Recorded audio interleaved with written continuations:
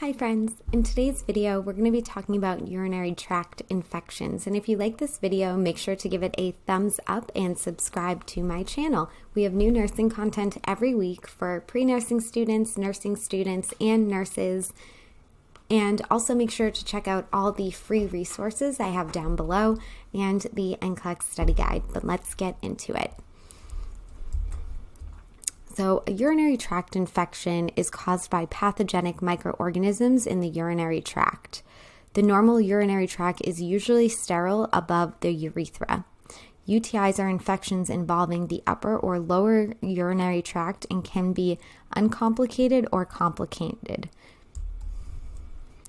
So there's different classifications of UTIs. So we have lower UTIs, which include bacterial cystitis, prostatitis, and urethritis.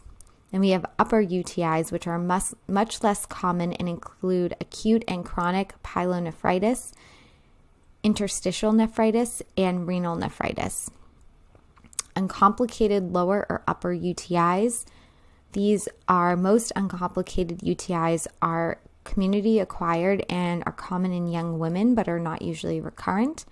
And complicated lower or upper UTIs usually occur in people with urologic abnormalities or recent catheterization and are often acquired during hospitalization. So pathophysiology here is just a quick summary of the pathophysiology of a UTI. So first is access. The infection occurs first at the bacteria gain access inside the urinary tract. Then the bacteria attaches to the epithelium of the urinary tract and colonizes it to avoid being washed out with voiding. Then evasion, so the defense mechanisms are then evaded by the host, and inflammation. As the defense mechanisms react to the bacteria, inflammation starts to set in as well as other signs of infection. So here is a little more in-depth chart so we can see the colonization of the bacteria leads to the uroepithelium penetration. So you can just think the bacteria colonizes in the urinary tract, then it goes into the epithelial wall, and then the bacteria colonizes and leads to bacterial ascension through the ureters, and then it can also go into pyelonephritis or acute kidney injury. This is the way it can kind of move up the system. So if you guys want, you can print this out and look at it, but just a fun slide. All right, so statistics. UTI is the second most common infection in the body. Most cases of UTI occur among women. 1 in 5 women in the United States will develop a UTI. A UTI is the urinary tract is the most common site of infection, accounting for greater than 40% of the total number that are reported by hospitals. UTIs affect 600,000 patients per year, and there are more than 250 cases of acute polynephritis in the United States, with 100,000 requiring hospitalization. Approximately 11.3 million women are diagnosed with UTIs in the United States annually, and the expenditure in direct healthcare costs amount to $1.6 billion. All right, so the causes of UTI are inability or failure to empty the bladder completely, so stasis of urine inside the urinary bladder attracts bacteria into entering the tract. Instrumentation of the urinary tract, so catheterization or cystoscope procedures could introduce bacteria into the urinary tract. Obstructive urinary flow, so abnormalities in the structures of the urinary tract could obstruct the flow of the urine and result in inability to empty the bladder completely. And a decreased natural host defenses, so anyone who is immunocompromised, they may be predisposed to UTIs because their bodies can't fight off the bacteria. So different clinical manifestations include burning on urination, frequency. The patient may have to void more than usual every 3 hours. Every 3 hours is the usual, so they may have to go more than that. They may have nocturia, so awakening at night to urinate. They may have suprapubic or pelvic pain. They may have urgency and feel that they would not be able to contain the urge to urinate, and they'd have to rush in order to use the bathroom. So different prevention techniques. So avoid bathtubs, shower rather than bathe, because bacteria in the bath water can enter the urethra. Perineal hygiene. So after each bowel movement, clean the perineum and urethra medius from front to back to reduce the concentration of pathogens at the urethral opening. We can increase fluid intake. So if you drink large amounts of fluid daily, it will help to flush out the bacteria.